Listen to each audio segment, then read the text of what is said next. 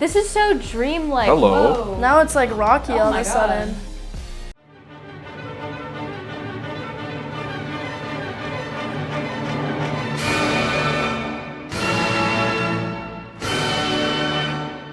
You are now reacting to the 5-member boy group Tomorrow by Together, also known as TXT, and this is their 2024 comeback, Deja Vu. Our pizza from comingsoon.net writes, in Deja Vu, TXT sings, the Morse code amidst the ruins an old promise, not knowing the reason of my tears, my enemoya. I don't know. You guys haven't heard of that word before? No. How do you spell that? Anemoia. Anemia? Anime. It means nostalgia for a time or place you've never experienced. I be getting that all the time. In the title track, TXT mourns the lost time spent running away from the promises they made. They ask the listeners for a way to dream again. So, Enemoya signifies the group's yearning to reminisce about their old dreams, and they even have a second version of Deja Vu on the album called Enemoya version that is more acoustic and performed by a band. So, Enemoya signifies the group's yearning to reminisce about their old dreams. The song's composed by Hitman Bang, Slow Rabbit, Martin, Supreme Boy, Ryan Lowry, Cassiopeia, Ellen Berg, James, Score, and Megatone. Why does every group need to do a song called Deja Vu? Oh yeah, a lot of groups have a Deja Vu song. Because it's just something everyone can relate to. It's like, why do all groups have a song about love? I never thought Deja Vu was that interesting. Deja Vu's so cool! Are you kidding me? I've never heard a song about Deja Vu that actually gave me Deja Vu. The day I hear that, maybe it's today. I don't think that's the point. This video is brought to you by you, our YouTube members and supporters on Patreon. Patreon and YouTube memberships are how viewers like you can support us and also gain access to exclusive content like extra reactions to both old and new K-pop songs, early access to every React to the K video, a weekly podcast. I feel like when you have a post-chorus that's pretty rhythmic and chopped up and more dance breaky, your first half is typically really sung out, or vice versa, right? Right. But they That's have what I a was gonna say. double. Oh, well, go off, King. No, you already said it. no, I'm sorry. Can't say it now. And a series where we rank every title track in an artist's discography every month. Whoa! If you want to become a patron or YouTube member to help our channel grow and to access over 1,000 exclusive videos, check out the description of this video for how to join. A huge thank you to all of you who already support us. We really couldn't do this without you. And now, back to the video. 3, 2, 1. So some things are precious but invisible to the eye. Oh, that's Deja Vu right there. It looks like a classic Chinese, Whoa, wait, this is working. This music video is giving it.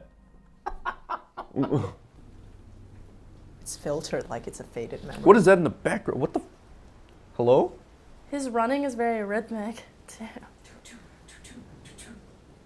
Balloon animals? This is great.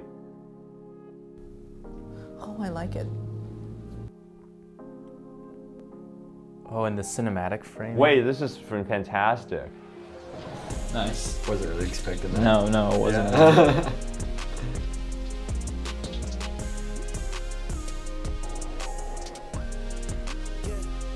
I like the little ghosty noises.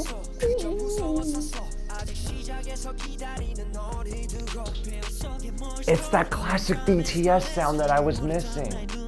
TXT brought them back. Anemoya! Oh yeah. Ooh, a little painting reference. No, this is firing off of all cylinders. Twilight reference, the sparkly girl. This is kind of the most SoundCloud rappy sound I've ever heard in a K-pop song. I like it though. Wait, this is bringing me back to OG React to the K days. No way. Oh, this is so catchy. I love this. Songs named Deja Vu are always good. ATEEZ, Beyonce. Wow, that was cool. This is so cool. Oh, the bending. That boom. Whoa, that's a really interesting visual. His one eye being closed. Oh, the eye's crying again. The voice. Whoa. Oh, I love that line. Oh. Is it just me or is like when they do in the melody line like da da da da? It's not quite like rhythmically exact. It's kind of like on the laid back side. Like it's not quite a triplet, but it's kind of as close as you can get. I like this. So the beat is doing like this double tremolo thing. Do. 1, 2, 3, 1, 2, 3, 1, 2, 3, 1, 2, 3, 1, 2. Oh, we've switched Whoa. vibes. This is. Whoa. This is so dreamlike. Hello. Whoa. Now it's like Rocky all my of a God. sudden. They just changed into like a rock band instrumentation. Whoa. That's the bridge? That was cool. What? It's more like a dance break, I guess. Yeah, that's exactly. It's like a fake out. It faked me out. Oh, the background vocals are low-key like going crazy. Like there's all these little ad-libs and they're like, like just like going so hard. They keep stopping Oh. time. It's so pretty. Okay, maybe it's not exactly the movie that I was thinking of. Is this the outro? It goes This right is a back to hint the at chorus. the Anamoya. Oh, remix. I see. I think I'm gonna really like the Anamoya remix a lot.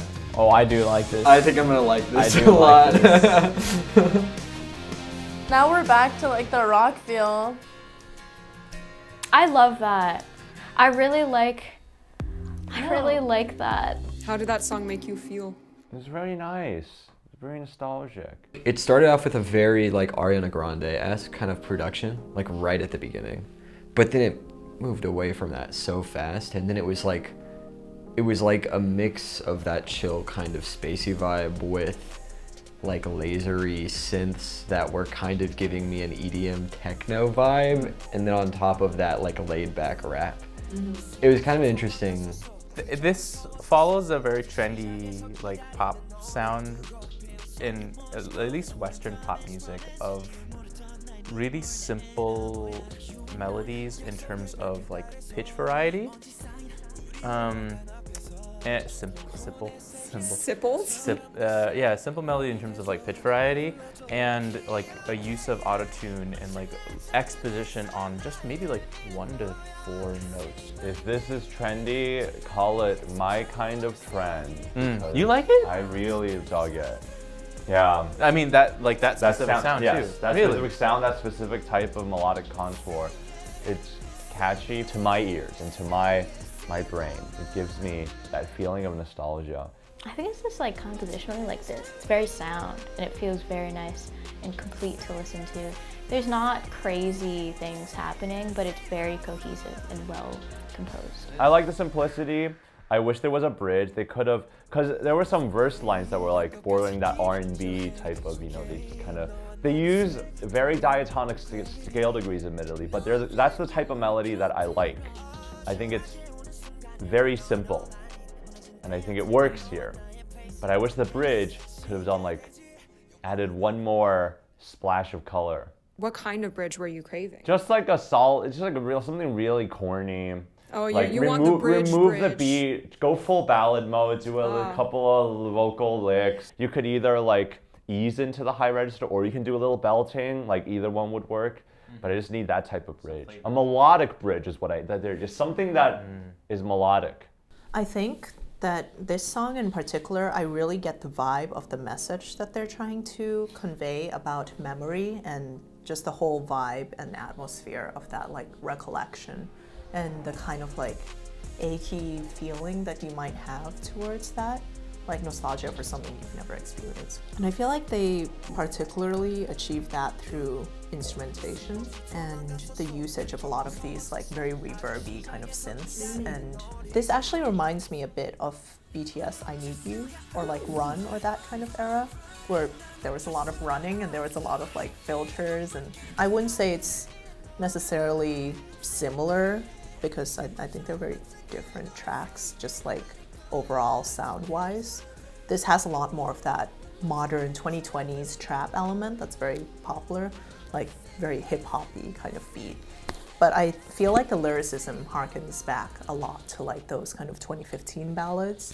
And the music video really gives me vibes from back then too. So I guess in that way, this music video gives me some nostalgia for that era as well. But yeah, I really like the atmosphere overall. It still has, again, the thing that I think about is like older BTS songs. Some of their melodies were like that.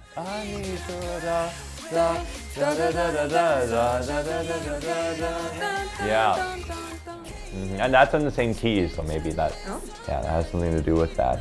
Oh yeah, I was gonna talk about the beginning. I remember that and I'm sorry to like bring up BTS a lot, but like it's something I'm bringing up because I feel like this concept has roots in something that BTS started, and you don't have to take my word for that, but I'm just saying as an old generation K-pop fan, this is what it reminds me of. And in a lot of those like more lore-heavy BTS music videos from like 2015 to 18, around that time, there was a lot of this kind of like echoey, like they would kind of phase in and out. This particular synth, which I think they used at the beginning as well. If it's not the same, it's very similar. Yeah.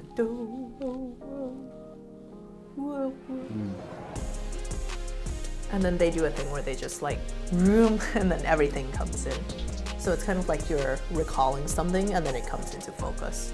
So they show a lot of concept through the instrumentation, which I think is very clever production-wise. There were, I felt like, at least some like, I guess you could say rhythmic motifs or just like rhythms that appeared over and over. Like I feel like the 4/3, right? Yeah, the hemiola, yeah. So where exactly did that appear?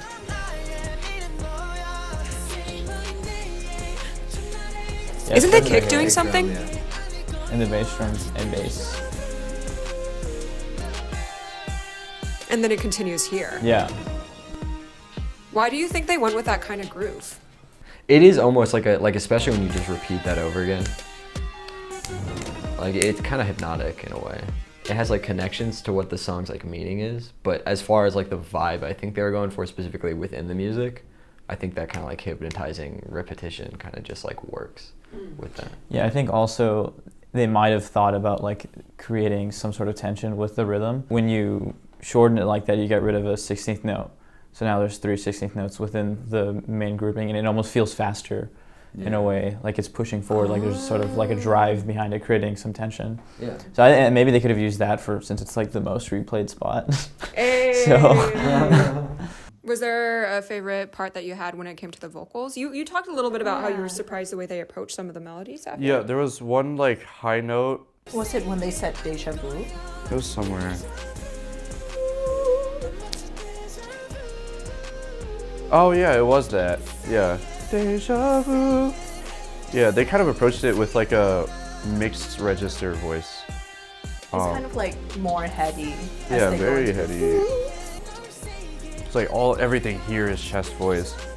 Until deja vu. Like they're not really trying for it. As in, if you were to use chest voice, you would really have to like open up like every single crevice inside your body. Deja vu. Yeah. Do we want to discuss the harmony a little bit? We could. Because I feel like this particular chorus, I'm listening to the second chorus, it feels so warm. Like, especially when you reach that deja vu, and then it's like an A-flat harmony. When you're kind of going between the colder F minor and then the warmer A-flat minor, it feels so like uplifting and warm and sweet. So that's why your favorite part was the when they leaped up to the Yeah, when they sang. Yeah, and they have beautiful voices too. They have really beautiful voices. And I feel like that's really special in a concept of like bittersweetness and nostalgia. We've heard it in a million songs, but guess what? In this song, with the palette, it's just very hopeful. I like the going into here. And then sometimes there's like a minor 5, that's like the sorrow, and it's just boom, and then there's some of that, and then it goes into the unimportant, not unimportant, but just insignificant tonic. Not insignificant, what is it? Just nonchalantonic. I think it's all mostly F, but when they go up to Deja Vu, I think something about the instrumentation makes A flat seem stronger. So the 3 of F. I feel like A flat was like very brief there. Yeah, but it feels very sweet and open. And then they go back to the C minor 7 and back to F. So which kind of closes it. Yeah. It's only like kind of fleeting, or like you can't remember it all the time.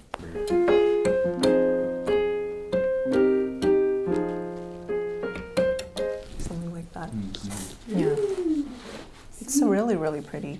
I think that the song has a different atmosphere than the music video, actually. I think the music video is like cinematically really beautiful and profound and like, you know, like symbolic and like really invoking this feeling of like dreaminess and stuff. And the song, I get it because they're trying to walk this line of like being hype and cool and having this like dreamy vibe. So it has the dreamy vibe, but it doesn't have the sadness that the music video has. It is minor, but it's not necessarily super sad because there's so much rock and like hypeness. Like it's almost this like, I guess they're going with the song more for like the yearning and like more of an aggressive yearning for this memory that you've like conjured, but the music video is going for like a sad yearning. Like the music video is not as like but the music video is more like you know.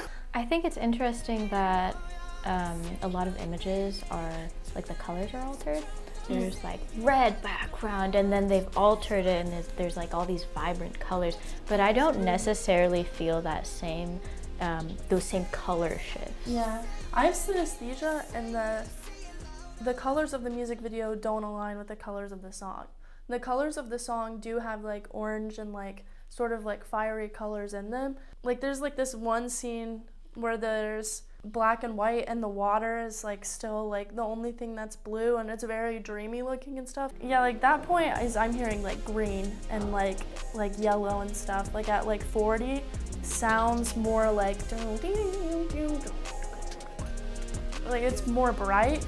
But then like this scene, if you would just look at that snapshot and that like photo, like is giving like a pretty different vibe. It's not as exciting of like an image as like the music is, but I think that they're both beautiful. Like the music video is beautiful and the song is beautiful and it's really cool to watch them together, but I don't think that they necessarily reflect each other extremely well.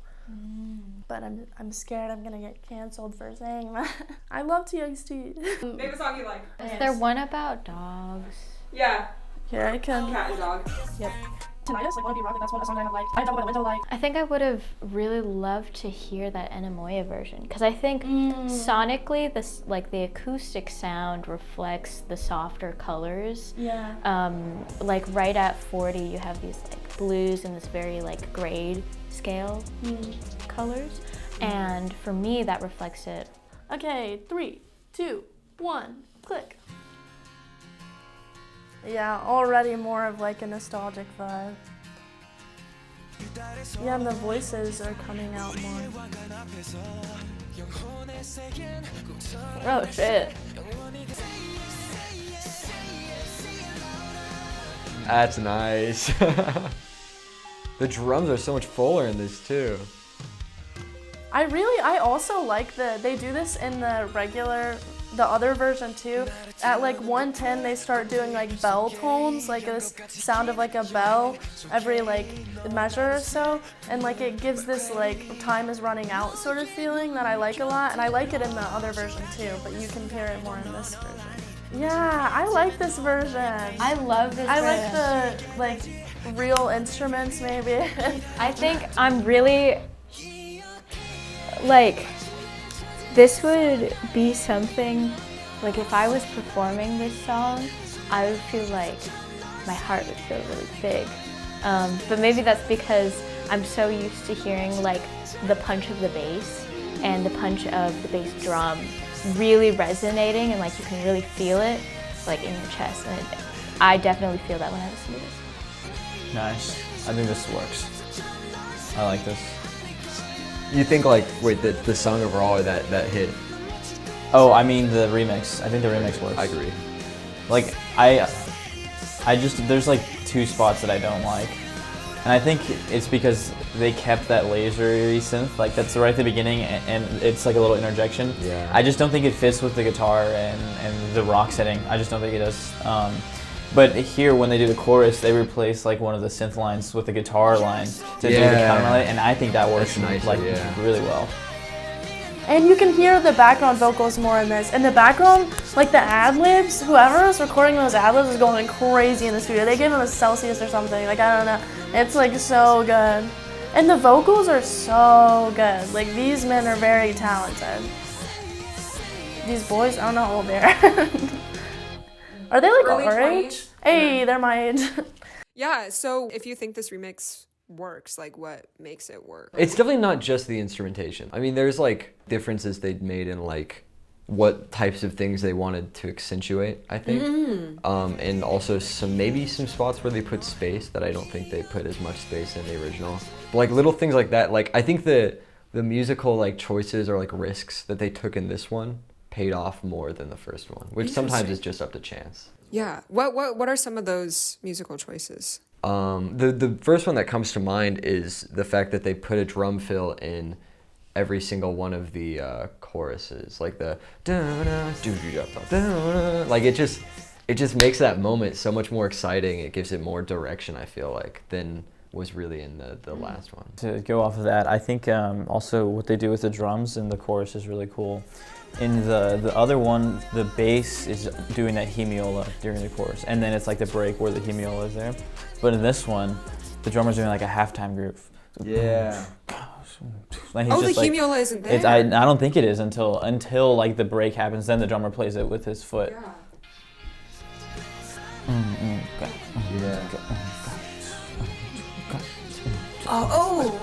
Like he's doing just something that wasn't, and then he does the hemiola with his foot It's leading coming in a into bit, I yeah. think.